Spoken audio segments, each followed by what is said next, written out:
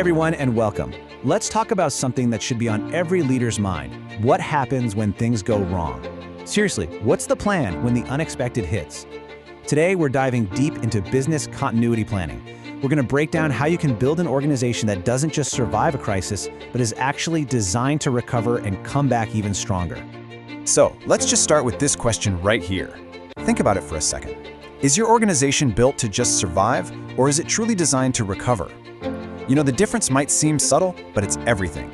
It's not about just hunkering down and weathering the storm, it's about having a deliberate, thoughtful architecture for bouncing back.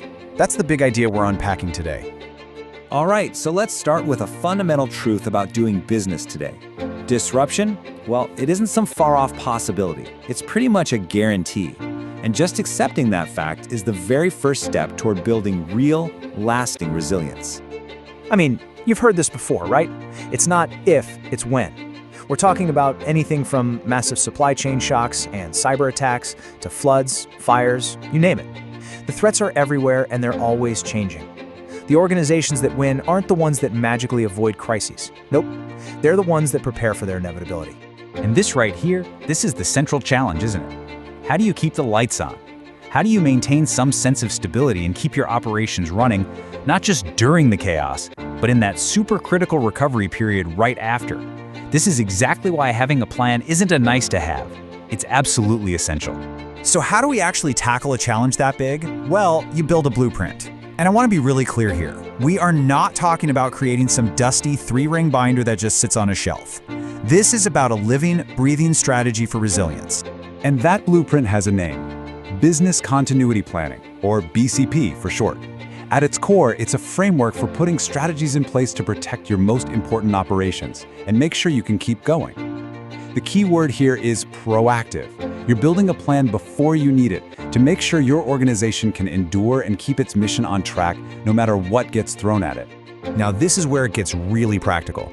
BCP isn't some vague, abstract idea. It really boils down to these 3 core components. First, you have to know your risks. What are you up against? Second, you have to map out what's absolutely critical. And third, you plan your contingencies. What are you going to do when something actually goes wrong? This right here is the heart of BCP. Okay, let's zoom in on that second component because it's so important. Mapping your critical functions. See, before you can protect anything, you have to have a crystal clear understanding of what the most vital, can't live without parts of your organization are. So, what absolutely positively cannot be allowed to fail? We're talking about the essential operations that actually create value. We're talking about the supply chains that feed those operations, and of course, your key relationships with your customers, your employees, your partners. That's the lifeblood of any business. You have to know what they are to safeguard them. All right, so once you know what you need to protect, the next question is pretty obvious, right? It's how.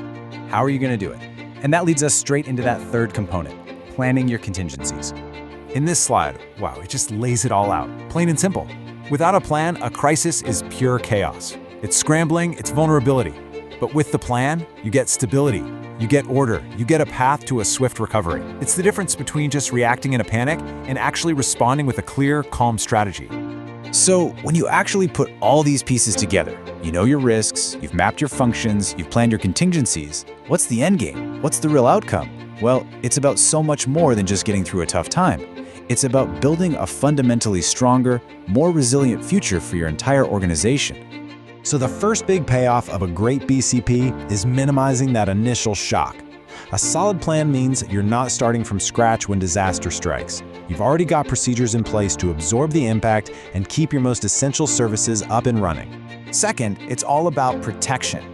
Think of your BCP as a shield for your most vital resources. And listen, we're not just talking about physical assets like computers and buildings. We're talking about your people, your data, and that incredibly valuable, hard-earned reputation you've built over years. And finally, we get to what might be the most important goal of all, enabling a swift recovery. Because let's be honest, the longer your business is down, the greater the damage. A BCP is your roadmap to getting back to business as quickly and as efficiently as you possibly can. And this quote just brings it all home perfectly. Your BCP can't exist in a silo. It can't be this separate thing that only a few people know about. It has to be woven into the very fabric of your bigger crisis management strategy. When everyone knows the plan and understands their role in it, that's when you get a truly cohesive, organization-wide response. So we end right back where we started, with this powerful question. You know, built to last kind of implies being rigid, unbending. But architected to recover, that implies something else. It implies resilience, flexibility, and real foresight. That's the huge mindset shift that business continuity planning gives you. So I'll just leave you with that. What is your organization architected for?